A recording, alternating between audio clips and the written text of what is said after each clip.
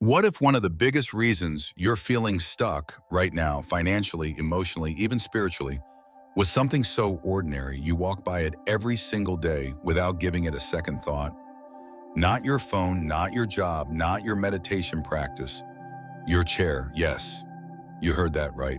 What if the chair in your home, the one you toss your bag onto, drape your coat over, stack old bills on top of, or leave your dead houseplant beside, wasn't just furniture, but a silent mirror? A mirror reflecting back to you the energetic patterns you're unconsciously repeating.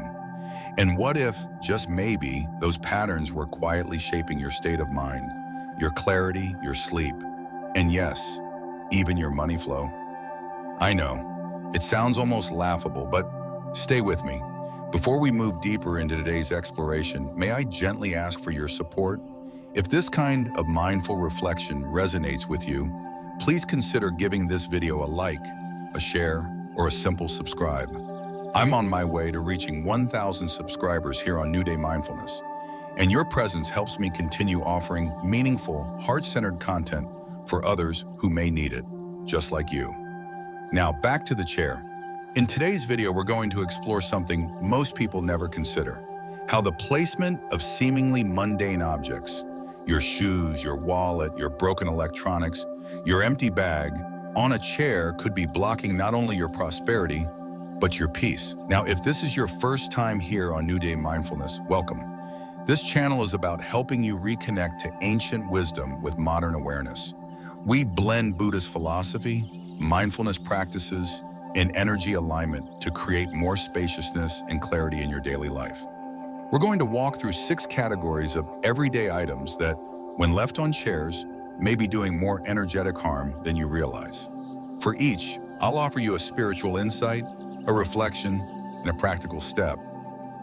Because here's the truth: when your space changes, your mind changes. When your habits shift, your energy shifts. When you stop tolerating clutter, physical or emotional, you send a clear message to your environment. I am ready for clarity. I am ready for abundance. I am ready to be supported. You don't need to remodel your house. You don't need to burn incense or rearrange your furniture unless you want to. All you need is to begin with awareness.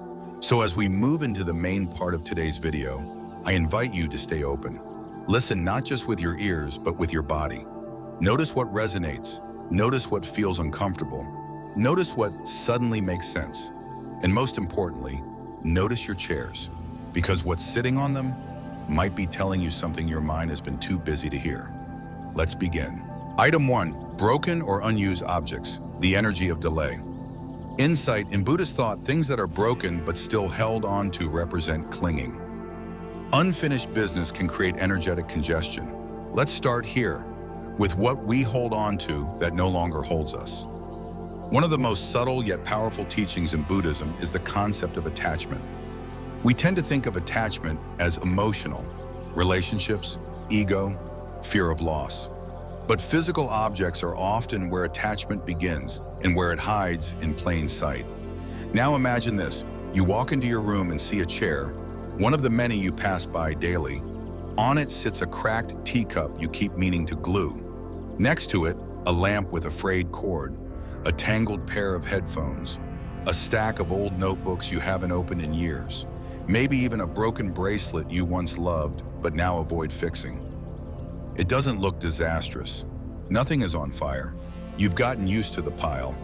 But energetically, it's a knot. In Buddhist psychology, unfinished business weighs on the mind. Even if we aren't actively thinking about it, our nervous system registers it as incomplete. We call this subtle agitation. It's that restless feeling that something is off or unspoken in a room, something lingering. That chair, intended to support rest or conversation, becomes a place of energetic pause.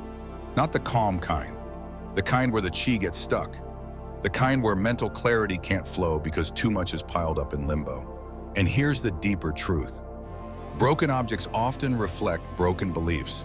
They might whisper, "I can't afford to replace this. I'll get to it later when things settle down. I shouldn't waste." Or even, "I don't deserve better right now." But keeping broken things isn't frugality. It's often fear disguised as practicality.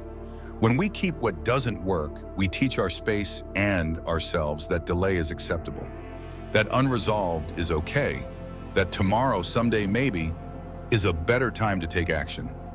Over time, this mindset becomes not just spatial, but psychological.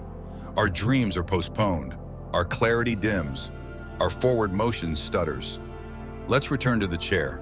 A dear friend of mine, an artist in her 40s who had been building her own creative wellness brand, once told me she felt like she was paddling hard and going nowhere. She had ideas, she had talent, she had passion, but nothing was landing. No new clients, no invitations, no traction. I asked her a question that might sound strange to most people, but you'll understand it here on this channel. What's sitting on your chairs? She laughed. Then she paused. Actually, there's one in the corner. I've been throwing stuff on it for months. I asked her to describe it. A broken camera she had hoped to repair, a cracked bowl from her grandmother she couldn't bear to throw away, a pair of scissors that had gone dull, 2 scarves she never wore, a small pile of things she meant to get to. I told her gently, that's your to-do list. That's the weight of postponement. That's the altar of delay. She cleared it that weekend, and here's what's wild. Within the next month, she was invited to lead a paid workshop for a wellness retreat center that had never returned her emails before. Within 6 weeks, 3 private commissions came in. She didn't market anything new. She didn't hustle harder. She just made space. This isn't magic, it's cause and effect. When you remove the energy of delay from your space, you remove it from your field. You stop broadcasting, not now, and begin embodying, I'm ready. You become congruent. And that congruence, that alignment, it's magnetic. So what can you do? Let's get practical. Start with one chair or one table or one corner that has become a holding zone. We all have them. Pick up each item one at a time. Ask yourself, does this still work? Am I actually going to repair it this week? Does it reflect who I'm becoming? If it's repairable and meaningful, commit, not someday, this week. Schedule the repair, place it where you'll take action. If not, let it go, recycle it, donate it, thank it, and release it. The goal isn't to live in a minimalist magazine spread. The goal is flow. Flow doesn't require perfection. It requires movement. Every item you release is a karmic message. I am no longer delaying what I know I need to do. Every decision you make clears a little more space for life to enter.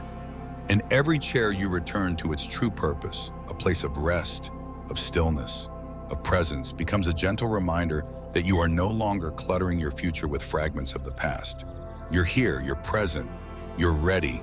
This is the mindfulness we often miss, the kind you live, not just think about. And it begins with the ordinary, with the broken lamp, with the unused camera, with the bowl you've been meaning to fix. Don't just walk by it today. Pause, decide, act. Let your environment catch up to the version of you that's arriving. And when you clear that chair, sit down, feel the space, feel the breath. That's not just a tidy corner. That's a shift in momentum. That's your new beginning. Item 2, financial tools, wallets, bills, receipts. Stalled currency. Let's talk about money, not just the dollars in your account or the loose change in your car console, but the energy of wealth itself and how it flows or doesn't through your space. In Buddhism, currency isn't just paper, it's karma in motion. It's an external reflection of internal clarity. And like all forms of chai, money thrives on respect, clarity, and flow. Yet so many of us treat our financial tools, wallets, bills, receipts, as clutter, as burdens, as background noise. We toss our wallets onto chairs when we get home, dropping them like keys or crumpled jackets. We stack unopened bills in corners. We let receipts gather dust in old handbags. And then we wonder why our money feels stuck or our prosperity doesn't seem to reach us. Here's the truth.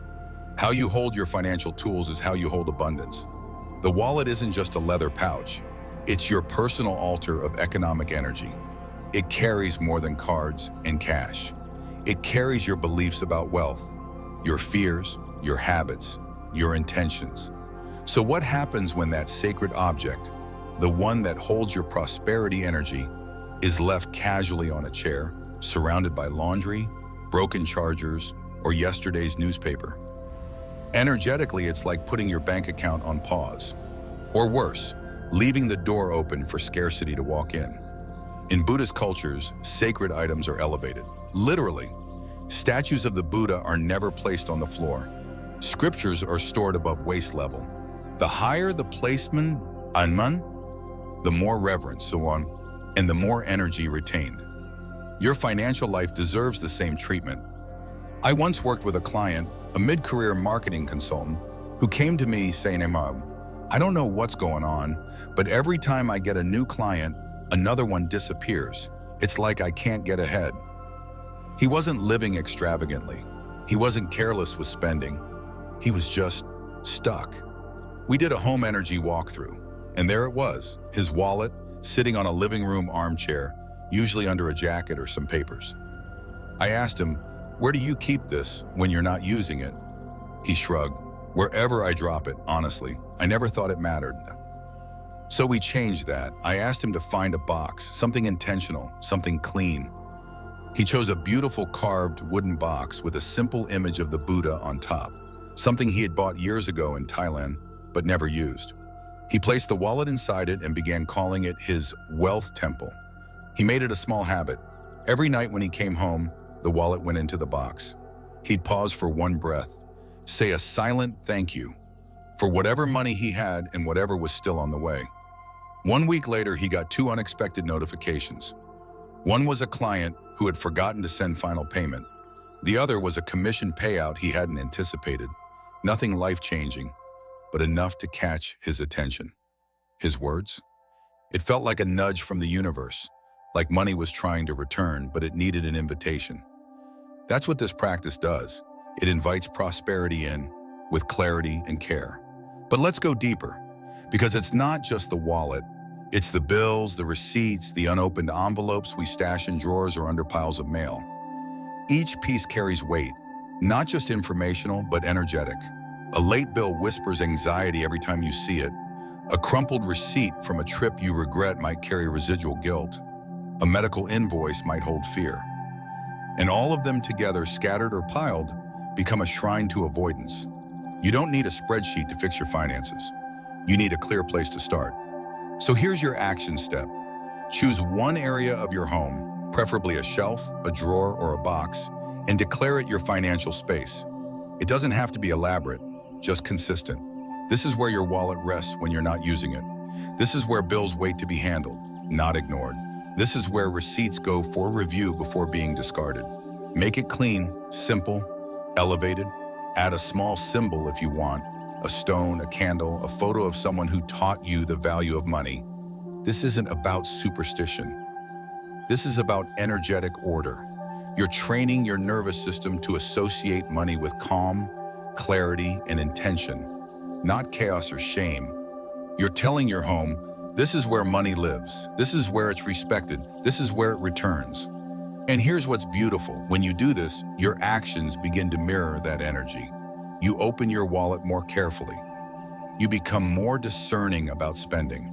You take pride in reviewing your bills instead of dreading them. That one small habit, a place for your wallet, starts rippling outward into bigger shifts, into mindset, into behavior, into income.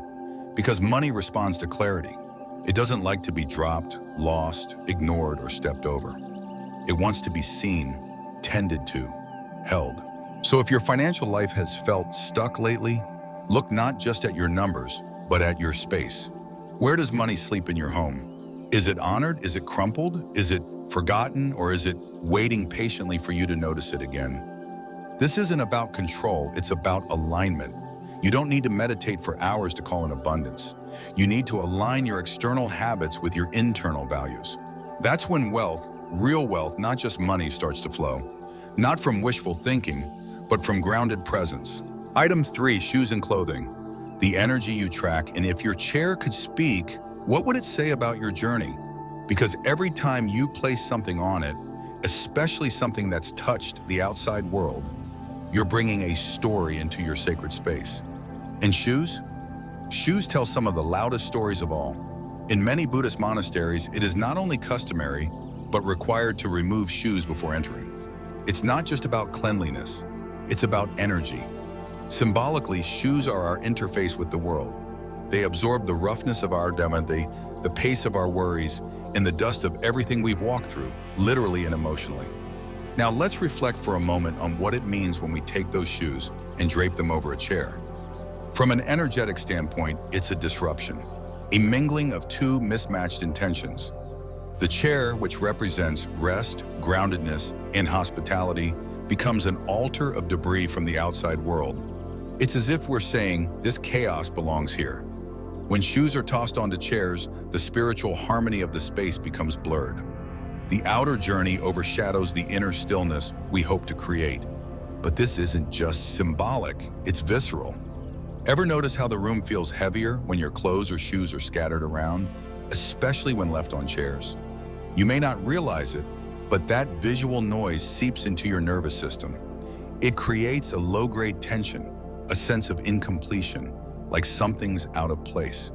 In Buddhist psychology, this phenomenon is closely tied to the concept of sankhara, mental formations and residues of past actions.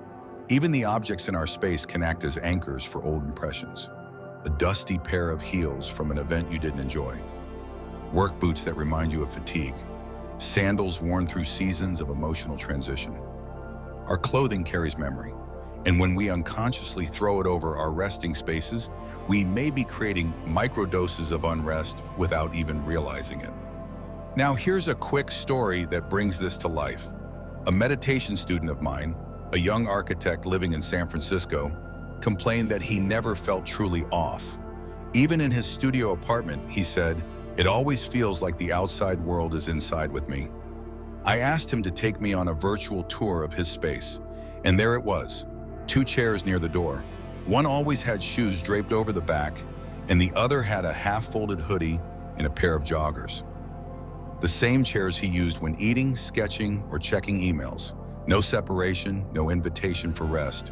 Just a rotation of energy from hustle to home, without pause. We worked together to create a new practice, nothing complex. He added a low wooden shoe bench near the door and a fabric basket for the clothes he usually peeled off after work. That's it. 2 weeks later, he emailed me. "I feel like I have a doorway now, like I know when I'm home." And that's the power of sacred placement. So here's your invitation. Reclaim your chairs as places of intention. Remove shoes and clothing from them. Instead, store your shoes near the door, or if space allows, use a closed cabinet or bench. As you take them off, pause. Acknowledge the energy you're choosing to leave at the threshold.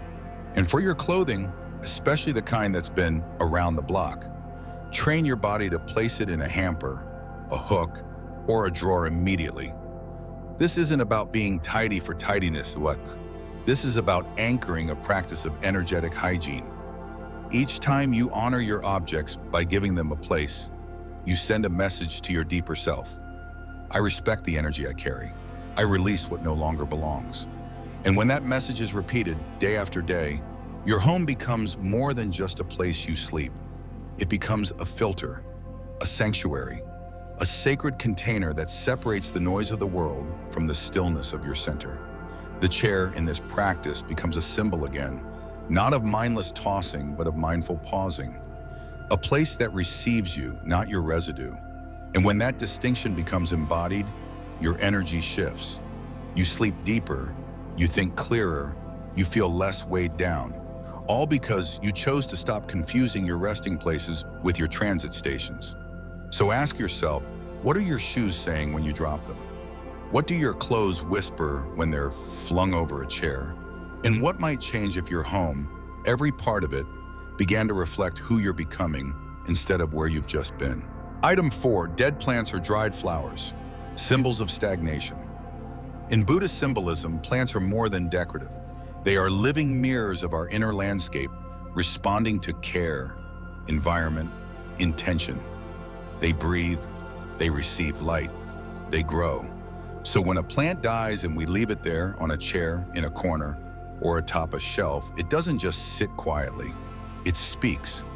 And what it says is simple, yet energetically potent. Nothing is growing here. Let's look deeper. Have you ever walked into a room and instantly felt that something was off? Not dirty, not cluttered, just off. That quiet sense of stillness gone sour.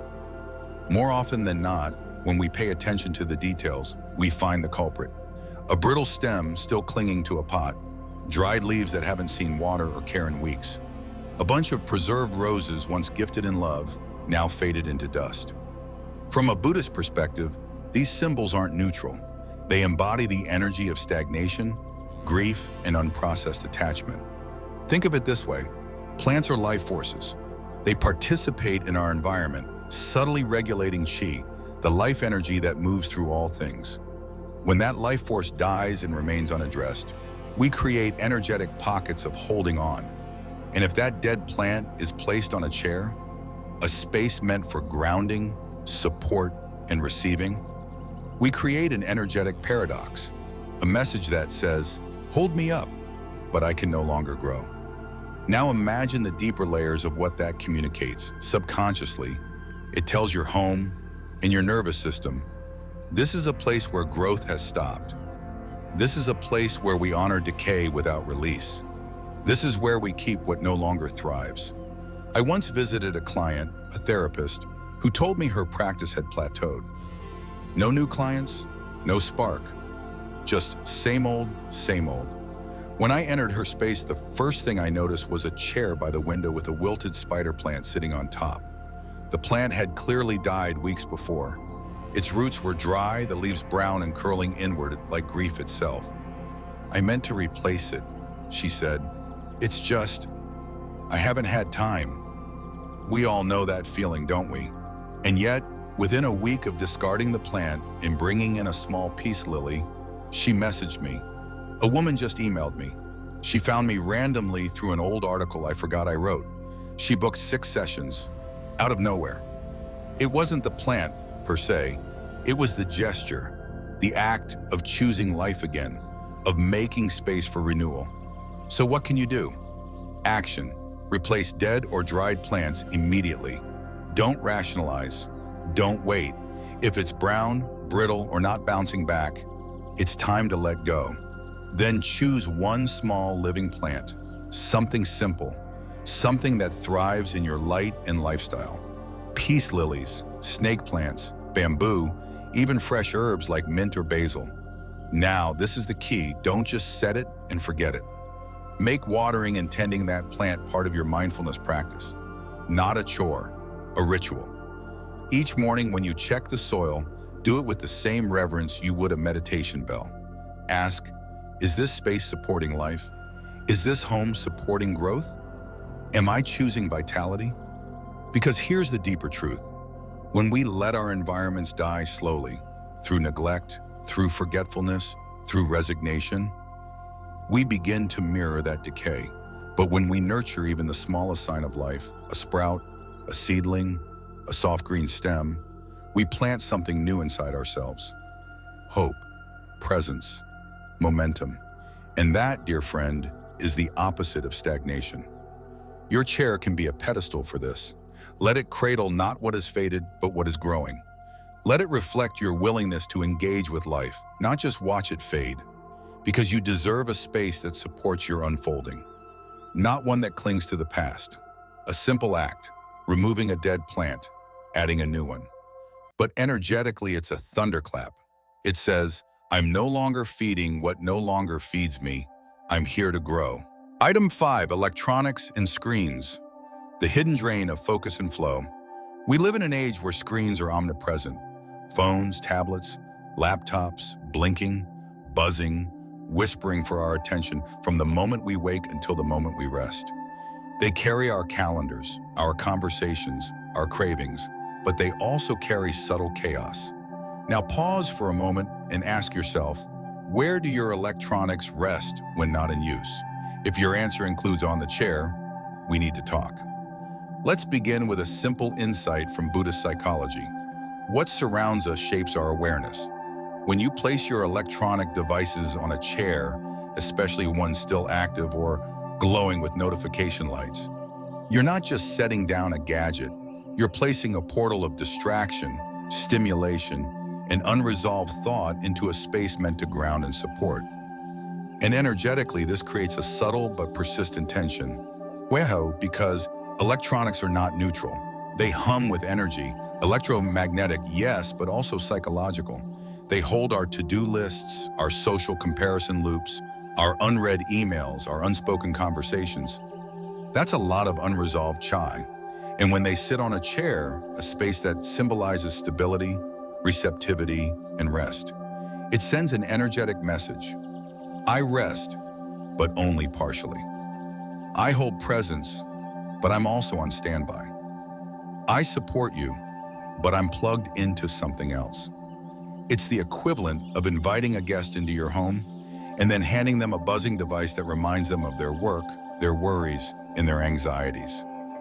I once worked with a creative director in San Francisco. She had impeccable taste. Her apartment was a masterclass in minimalist elegance. But she told me, I can't meditate in my living room. I don't know why. It just feels loud. We walked through her space, and there on a beautiful woven chair by the window sat her iPad, her work laptop, and 2 phones. All in sleep mode, but lit, flickering, pulsing.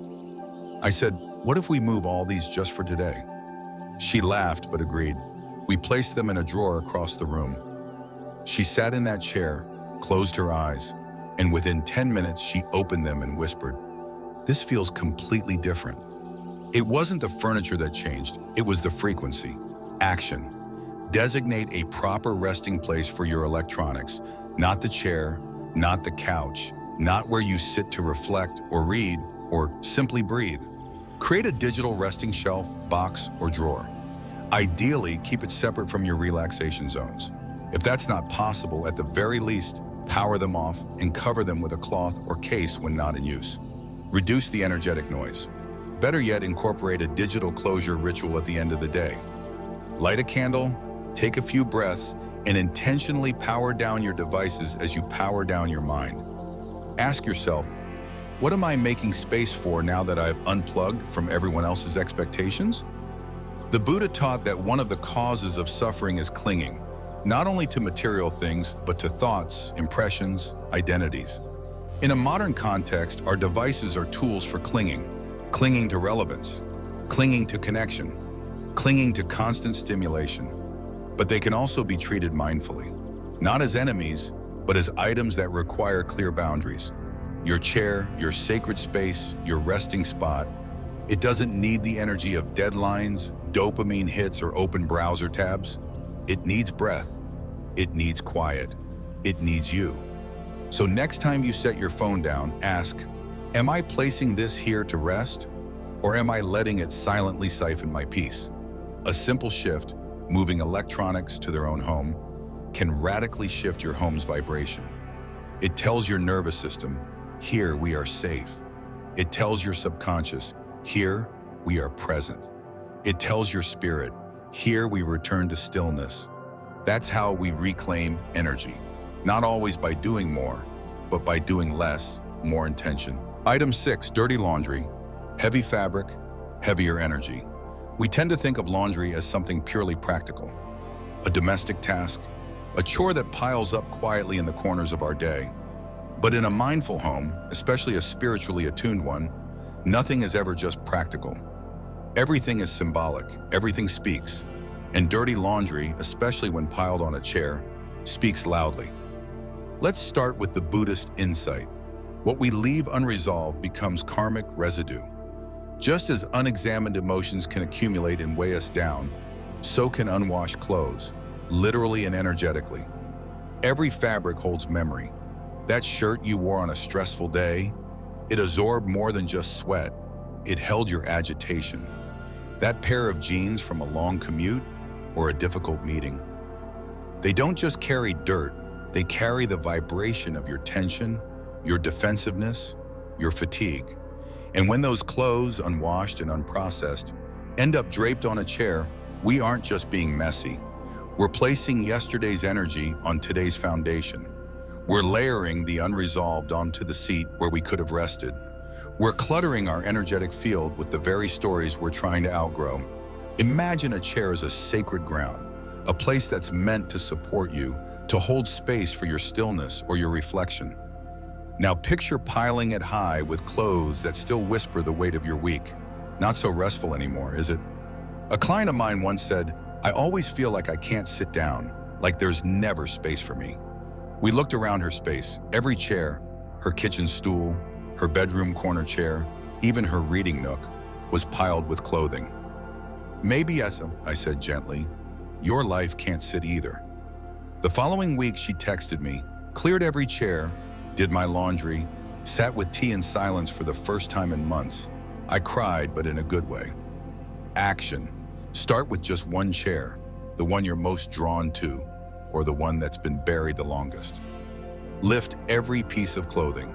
Ask yourself, do I really want the energy of this day clinging to me again? Am I willing to release it now?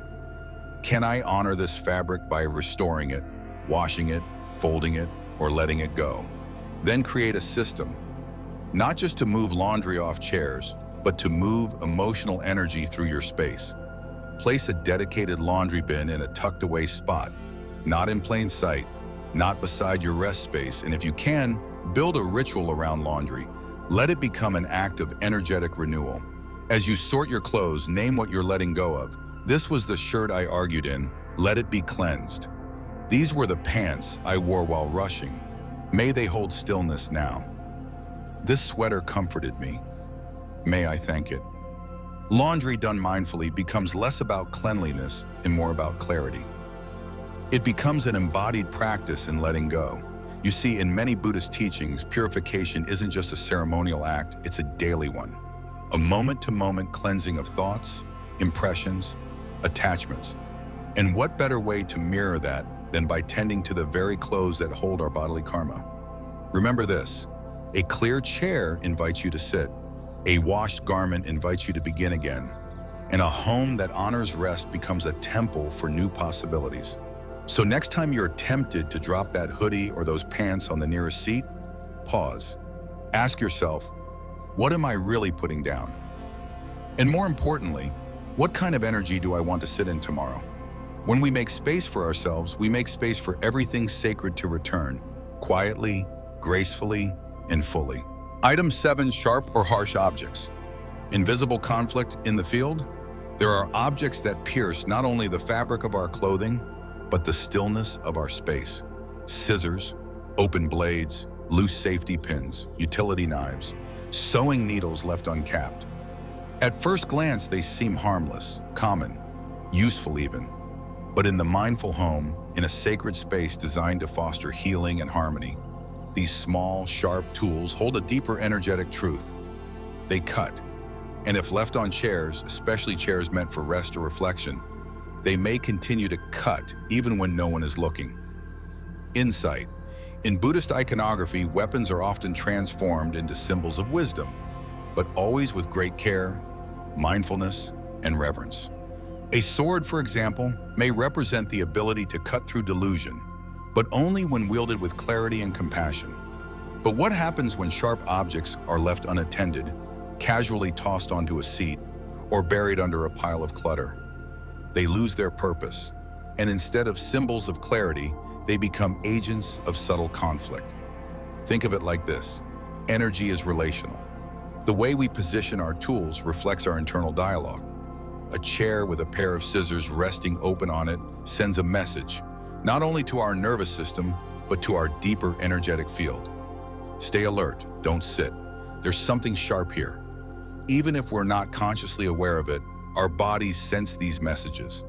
That low-grade tension, that slight hesitation, the feeling that rest isn't fully safe. Story. A workshop participant once shared with me, I couldn't figure out why I never wanted to sit in my writing chair. Every time I approached it, I felt restless. I asked her to describe the chair. "It's next to my sewing station," she said. "Sometimes I leave my tools there. Pins, shears, thread cutters." We both paused. "Would you sit in a meditation hall," I asked, "if there was an open blade on the cushion?" She shook her head. "No, I'd feel too on edge." And there it was. After she removed the tools and created a small drawer nearby for her sewing supplies, the chair changed. It felt softer, inviting. She began writing again. Action. Walk through your space and ask, are there any sharp objects resting on chairs, tables, or near places meant for rest? Are they stored with respect or simply placed with no awareness? Do they feel active or dormant and forgotten? If you find pins, knives, scissors, or other tools that cut, don't shame yourself. Don't rush to discard them. Just bring awareness. Then do one of the following. Store them in a drawer or box that closes completely. Wrap them in a soft cloth to neutralize the energy they carry. Say a quiet intention. Let this tool be used with care, never to wound. And perhaps more symbolically, examine what cutting patterns these tools might reflect. Do you interrupt yourself constantly? Do you speak harshly to yourself when no one is around? Do you rush to judge or trim down your desires before they have even bloomed? Our environment mirrors our mind, and sometimes we find our inner critic sitting quietly on a chair, disguised as a pair of scissors. The Buddhist path encourages us to replace harshness with gentleness, to trade the edge of critique for the softness of compassion. And your space can help you practice this. When your chair is free from sharpness, it becomes a place of refuge. When your tools are put to rest, your spirit can exhale. When your home becomes a sanctuary, not a battlefield, then your mind will begin to follow. Remember, a single uncovered blade can disturb the whole field, but a chair, cleared and honored, becomes an altar of calm. Item 8, mirrors on chairs. Multiplying the wrong message. There's something captivating about mirrors. They reflect light, enlarge space, and echo back a version of reality. A mirror can make a room feel grander, more open, more alive. But energy-wise, a mirror is not neutral. It's an amplifier. And when it rests on a chair, especially in a space meant for calm and coherence, the message it multiplies might not be what you intended. Insight. In Buddhist psychology, the mind is often likened to a mirror, vast, reflective, able to clearly perceive the world as it is. But that metaphor comes with a caveat. Clarity requires stillness, and a disturbed or scattered mirror does not reflect reality. It distorts it. When a mirror is placed flat on a chair, tilted, unframed, or casually dropped, it becomes a reflector without grounding. It amplifies everything within its reach. Clutter, confusion, emotional tension, even subconscious anxiety. Instead of expanding light, it can intensify restlessness. Chairs in both Buddhist temples and ordinary homes often symbolize rest, presence, contemplation. You sit to breathe. You sit to reflect inwardly, not to be reflected outwardly. But what happens when the very seat of reflection is covered by a surface that literally throws energy back? You sit down physically, but energetically you remain scattered. It's like trying to meditate in front of flashing lights. The body is still, but the chi is bouncing everywhere. Story. A retreat guest once confided, "I've been struggling to ground myself. My thoughts are racing before bed." When we gently examined her sleeping space during a mindfulness workshop, we noticed something curious. A round mirror leaned against her chair next to her bed. She said she'd meant to hang it weeks ago but hadn't gotten around to it. "Now it's just there," she shrugged. "I barely notice it." But her subconscious did. That night, she removed it from the chair and stored it in a linen closet. The next morning, she came back and said, "I had the first real sleep in days. I don't know why, but the room felt quieter." The room wasn't quieter, her chi was. Action. If you have a mirror resting on a chair, whether it's meant for decor, storage, or simply hasn't found a home, pause and ask yourself, is this reflecting something I want more of? Is this mirror facing my bed, my meditation cushion, or my altar? When I walk by, do I feel drawn inward or pulled outward? Here's what to do if the answer is out of balance. 1. Rehome the mirror. Find a place where it can hang with intention. If mirrors must exist in the space, let them reflect beauty, sunlight through a window, a blooming plant, a beloved piece of art. 2. If hanging isn't an option, store it properly. Wrap it in a cloth and place it vertically in a closet or behind a door. somewhere where its energy is contained, not bouncing into your life uninvited. 3. Reconsider what kind of reflection you want your home to offer. Do you want your environment to reflect chaos or calm, abundance or stagnation, truth or distortion? Mirrors will multiply whatever they see. If a mirror is resting on a chair, it may be doubling energy that's tired, unfocused, or incomplete. But when your mirrors are positioned with mindfulness and your chairs remain clear, soft places to land, you cultivate a home that reflects your highest clarity, not your scattered noise.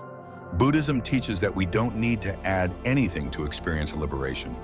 We simply need to stop multiplying our suffering. Let that begin with the objects that surround you.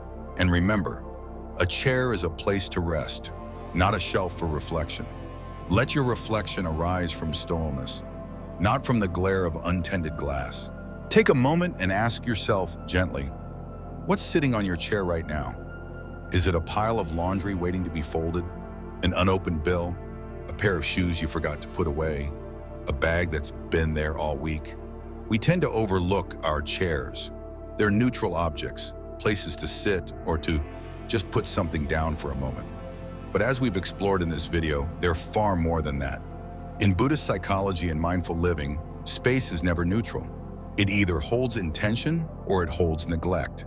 And whatever we place carelessly onto a surface, especially one associated with rest, pause, and support, carries energy.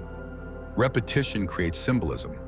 Over time, these unconscious acts of dropping things on a chair become habits that energetically signal delay, avoidance, disconnection, and in some cases, lack. What we store on our chairs, we also store in our hearts. When we leave broken objects there, we leave parts of our spirit unrepaired. When we pile up unpaid bills or empty bags, we rehearse scarcity. When we toss shoes or clothes without care, we let chaos into the spaces that are meant to hold clarity and grounding. At New Day Mindfulness, we believe that peace is not found in escape.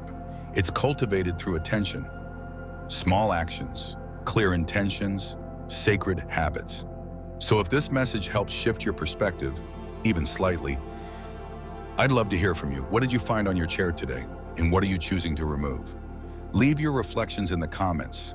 Your insights might inspire someone else to begin their own mindful clearing. And if someone in your life might be unknowingly blocking their peace or prosperity, share this video with them. Let it be a gentle reminder that transformation doesn't always require dramatic change. Sometimes it begins with a chair and a choice. If you'd like more teachings that blend Dharma, mindful design, and energetic clarity, subscribe to New Day Mindfulness, because every day is a new day, and every chair is a chance to begin again.